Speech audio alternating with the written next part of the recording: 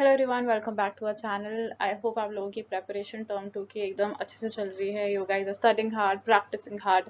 Now one thing that really helps you in excelling in your exams is that you are clear with the pattern. So to make you clear with the pattern and to give you some sample sections of each and every paper, we have decided that we'll come up with this series where we'll provide you daily practice questions. हम लोगों ने अलग अलग sections बनाए हैं आपके लिए. For example social science का सेक्शन A, B, C, ऐसे करके हमने आपके लिए मॉक सेक्शंस बनाए हैं. ए सेक्शन में ऑलरेडी इसकी वीडियो अप है. Now I am starting with section B. तो जो आपका सेक्शन बी है टर्म 2 का, वो कैसा होने वाला है? उसमें 4 क्वेश्चन होने वाले हैं 3 नंबर के. आपको कहीं ना कहीं इंटरनल चॉइसेस प्रोवाइड की जाएगी. 2 क्वेश्चंस में इंटरनल चॉइसेस प्रोवाइड की जाएंगी. जब आप 4 नंबर के जब आप 3 नंबर के क्वेश्चंस करते हैं तो make sure that you are writing at least 90 words. That should be your upper limit. ठीक है. फिर उसके बाद अब हम देखते हैं क्वेश्चन नंबर 1 किस तरीके के आ सकता है. ज़्यादातर इसमें हमें इस सेक्शन में स्टेटमेंट क्वेश्चंस मिले हैं. फर्स्ट सेक्शन में डायरेक्ट क्वेश्चंस थे, यहाँ पे स्टेटमेंट क्वेश्चंस है. The economic strength of a country is measured by the development of manufacturing industries. तो मैन्युफैक्चरिंग इंडस्ट्री के बारे में है. आपको बताना है कि जैसे जैसे आपकी जो इंडस्ट्री है उसका लेवल बढ़ता है किसी भी कंट्री का, उसके साथ साथ कैसे हमारी इको की स्ट्रेंथ होती है, इकोनॉमी की स्ट्रेंथ होती है. मतलब ज़्यादा पैसा आता है, ज़्यादा एम्प्लॉयमेंट होती है, पॉवर्टी थोड़ी कम होती है. ठीक है. तो let's see some arguments that we have in favour कि ऐसा होता है. आपको बोला है सपोर्ट करना है तो आप सपोर्ट ही करेंगे. ठीक है. तो बोलते हैं मैन्युफैक्चरिंग इंडस्ट्री में पहले तो एग्रीकल्चर वहाँ का बेटर होता है. कैसे? हाउ? तो मैन्युफैक्चरिंग जो इंडस्ट्री है that will work on fertilisers for you, it will work on tractors for you. अगर वो मैं अच्छे एग्रीकल्चर को दे दूंगी तो एग्रीकल्चर की तो मेरी प्रोडक्टिविटी बढ़ जाएगी. तो वैसे ही जो हमारी कंट्री है वो बेटर होगी जब उसके एग्रीकल्चर के लोग बेटर होंगे. इंडिया का भी आप एग्जाम्पल प्रोवाइड कर सकते हैं फॉर बेटर मार्क्स.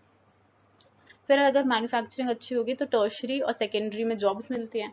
आप कहोगे ठीक है, समझ आता है, मैन्युफैक्चरिंग अच्छी है तो सेकेंडरी में जॉब्स मिलती हैं, बट टर्शरी में कैसे मिलती हैं? यार मान लो कोई कंपनी है, ठीक है, मान लो नेस्ले है. अगर उसकी मैन्युफैक्चरिंग स्ट्रांग होगी तभी तो वो बड़ी बड़ी जो जॉब्स देते हैं लोगों को, ऑफिस वाली जॉब्स जो देते हैं वो तभी तो दे पाएंगे ना, क्योंकि उनकी manufacturing strong. Then necessary for removal of unemployment and poverty. अगर आप बोलो कि यार इंडस्ट्रीज पे ध्यान मत दो, सिर्फ एग्रीकल्चर पे ध्यान दो, तो उससे उस इकलौती एक इंडस्ट्री से आपकी अनएम्प्लॉयमेंट और पॉवर्टी सॉल्व नहीं होगी. To solve it what you will have to do is you will have to work on manufacturing industries as well. They bring down regional disparities by establishing industries in tribal and backward area. अब यार ये बहुत important point है मेरे according कि अगर manufacturing industry जब हम बनाते हैं तो हम सिटी में नहीं बना सकते जहाँ पे ऑलरेडी डेवलपमेंट है. हम ऐसी एरिया ढूंढते हैं जहाँ पे इतनी डेवलपमेंट नहीं है. तो उससे उनका भला होता है, जो आसपास के लोग रहते हैं, जो बैकवर्ड एरिया में लोग रहते हैं, उनका बेनिफिट होता है, ट्राइबल्स या फिर बैकवर्ड एरिया. और ऐसे करते करते पूरा जो रीजन है वो एक समान हो जाता है, उसकी डिस्पैरिटी खत्म हो जाती है. इसके अगर आप एग्जाम्पल जानना चाहते हैं तो जैसे दिल्ली है, फरीदाबाद है, उसके आसपास, दिल्ली के आसपास जो जो एरिया है उनका भी बेटरमेंट होना, डेवलपमेंट होना स्टार्ट हो गया है, क्योंकि वो दिल्ली से इतना कनेक्ट हो गया because of industries, because of businesses. We can write some more points, क्योंकि ये it's not a 2 marker, it's a 3 marker. So आप थोड़े और पॉइंट्स लिख सकते हैं कि यार अगर हम मैन्युफैक्चर्ड गुड्स का एक्सपोर्ट करते हैं तो उससे हमें ज़्यादा फॉरेन एक्सचेंज मिलता है, ज़्यादा पैसे मिलते हैं. आप सोचो, आप एग्रीकल्चर प्रोडक्ट, आपने कोई एग्रीकल्चर प्रोडक्ट बनाया, उसको आप एक्सपोर्ट कर रहे हो, उसको आपको इतने पैसे नहीं मिलेंगे जितना आपको एक बने बनाए प्रोडक्ट को बेचने में मिलेंगे. उससे फॉरेन एक्सचेंज आपको ज़्यादा मिलेगा, उससे हमारा बैलेंस ऑफ पेमेंट बहुत अच्छा होगा. ठीक है. उससे आपकी कंट्री रिच होगी. आप रॉ मटेरियल को अलग अलग फिनिश गुड्स में बेच सकते हो, जिससे आपकी इनकम इंक्रीज होगी. ठीक है. अगर for example if I am selling fruits तो मेरी एक इनकम है, बट आप सोचो जो बड़ी बड़ी कंपनी है जो फ्रूट जूस बनाती है, उनका कितना बड़ा मार्केट है, उनको ज़्यादा पैसे भी लेते हैं. तो अगर आप चीज़ों को प्रोसेस करते हो, इंडस्ट्री में डालते हो, तो it ends up giving you more income as compare to the raw material. ठीक है. तो ये लिख सकते हैं हम. नेक्स्ट क्वेश्चन देखते हैं. Efficient means of transport are prerequisite for fast development of the country. ठीक है. इसको भी हमें सपोर्ट करना है. तो ये अभी हमने जो पहले क्वेश्चन देखा था वो कैसा था? वो क्वेश्चन आपका मैन्युफैक्चरिंग इंडस्ट्रीज से था. ये क्वेश्चन आपका लाइफलाइन में से है. ठीक है. अब वो बोलते हैं कि अगर अगर आपको डेवलपमेंट चाहिए, उसके लिए एक प्री रिक्विजिट कंडीशन है, एक कंडीशन है, वो ये है कि आपका ट्रांसपोर्ट अच्छा होना चाहिए. That is a condition. ठीक है. So let's see. Movement of goods and services from the supply location to demand location. क्या आप मूव कर सकते हो गुड्स एंड सर्विसेज को अगर आपका ट्रांसपोर्ट अच्छा है? हमने बना दी, अब आप मानो आपको असम से टी बनाना है, ठीक है, असम में इतने लोग उसको लेंगे नहीं यार, है ना, बट आप चाहते हो कि वो और जगह जाए और जगह जाए, अगर आपके पास ट्रांसपोर्ट नहीं होगा तो ये असम का पूरा बिजनेस फ्लॉप हो जाएगा। उसको फ्लॉप होने से बचाने के लिए we have to make sure कि ट्रांसपोर्ट हमारे पास बढ़िया है। अब आपकी जो डेवलपमेंट होती है वो भी इसी पे डिपेंड करती है कि वो चीज़ कितना जल्दी मूव कर रही है। Production is one thing, but उस प्रोड्यूस को मूव कराना इज़ अनदर थिंग। अगर आपने कोई चीज़ बना ली, आप उसको मूव नहीं करवा पाए टाइम के अंदर अंदर, तो उस चीज़ का कोई भी फायदा नहीं है। ठीक है, transportation help in the development of all three sectors, primary, secondary, and tertiary. Therefore, efficient means of transport and communication are prerequisites for fast development. तो ट्रांसपोर्टेशन या सारे सेक्टर्स के लिए इंपॉर्टेंट है, एक भी ऐसा सेक्टर नहीं है जो बोले नहीं नहीं we can work without transportation, क्योंकि सब सेक्टर में चाहिए, तो you should do it, you should use it, right.